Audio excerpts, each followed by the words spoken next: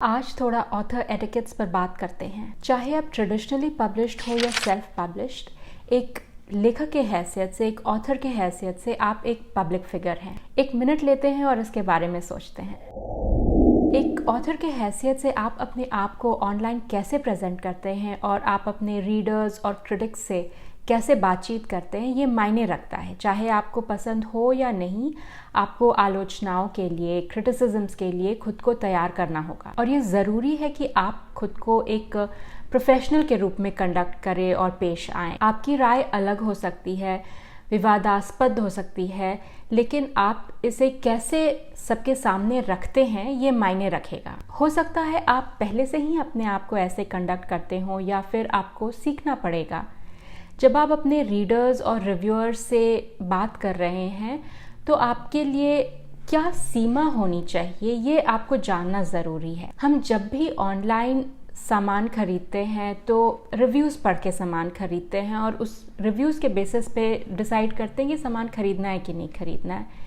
और ये चीज़ रीडर्स पे भी लागू होता है, वो रिव्यूज़ पढ़ के ऑनलाइन किताब खरीदते हैं। इसीलिए ऑथर्स के लिए बुक रिव्यूज़ का काफ़ी महत्व है, लेकिन रीडर्स से रिव्यूज़ मांगना थोड़ा अजीब लगता है। कभी कभी हो सकता है कि हम ऑथर्स कंफर्टेबल नहीं फील करें और जब रिव्यूज़ मांग रहे हैं तो थोड़ा अजीब लगे सामने वाले को, या हो सकता है थोड़ा हम रूड भी साउंड करें। तो चलिए बात करते हैं कि हम कैसे रिव्यूज़ मांग सकते हैं और किन चीज़ों का ध्यान हमें रखना चाहिए जब हम रीडर्स और क्रिटिक्स से बात कर रहे हों, और ऑथर एटिकेट्स क्या होनी चाहिए। रिव्यूअर्स जो क्रिटिक्स के कैटेगरी में आएंगे, उनसे बात करने से पहले उनके बारे में थोड़ा बेसिक रिसर्च करना ज़रूरी है। उन्हें कौन से जॉनर में किताबें पढ़ना अच्छा लगता है, ये हम उनके सोशल मीडिया पर, उनके वेबसाइट पर जाके देख सकते हैं कि वो किन किस्म की किताबों के बारे में शेयर करते हैं। इससे हमें एक आइडिया आएगा कि वो कौन सी किताब पढ़ना पसंद करते हैं, किस जॉनर में,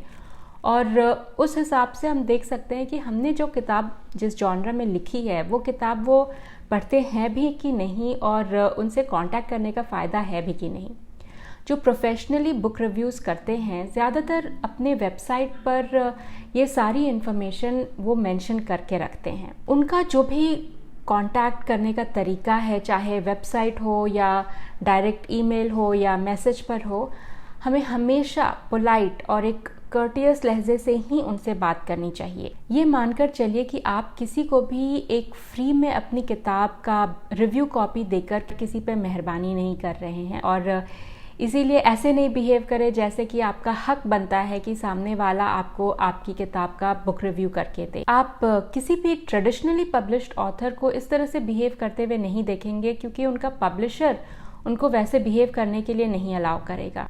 तो सेल्फ पब्लिश्ड ऑथर्स को इसका बहुत ध्यान रखना चाहिए। अगली चीज़ जो हमें ध्यान में रखनी चाहिए वो है कि जब हम किसी से रिव्यू के लिए रिक्वेस्ट कर रहे हैं तो उनसे ये अपेक्षा रखनी चाहिए कि उनका रिव्यू ऑनेस्ट हो, और इसका मतलब ये भी है कि वो नेगेटिव रिव्यू भी दे सकते हैं। ज़रूरी नहीं है कि आप हर रिव्यू से सहमत हों, लेकिन आपको उनके रिव्यू को एक्सेप्ट करना चाहिए, चाहे अच्छा या बुरा। As a rule of thumb best रहेगा कि नेगेटिव रिव्यू से कभी हम एंगेज नहीं करें, रिप्लाई, कमेंट ये सब नहीं करें। बहुत बार मैंने देखा है कि रीडर्स नेगेटिव रिव्यूज़ पर भी ऑथर्स को सोशल मीडिया पे टैग करते हैं। अगर आपके साथ कोई ऐसा करे तो सिंपली अपने आप को अनटैग कर लें, उस रिव्यू, पोस्ट या कमेंट पर अपनी टिप्पणी नहीं दें। मुझे लगता है कि रीडर्स आपके किताब को कैसे रिसीव करते हैं, रिव्यू करते हैं, इसमें रीडेबिलिटी का एक बड़ा फैक्टर है। एक उदाहरण देती हूँ।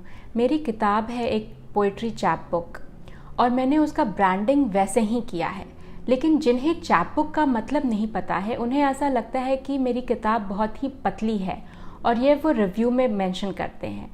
अगर मैं हर रिव्यूअर को ये बताने लगूं कि चैप बुक क्या होता है और उनसे तू मैं करूं, तो उसका कुछ निकल के नहीं आएगा। एक दूसरी चीज़ जो मैंने बहुत देखा इस किताब के रिव्यूज़ में, कि ये किताब बहुत ही सिंपल है, लेकिन ये किताब सिंपल मैंने इसीलिए रखा है ताकि ज़्यादा से ज़्यादा लोग पढ़ सके। जो पोइट्री नहीं पढ़ते हैं उन्हें भी समझ में आए और वो भी इंजॉय कर सके।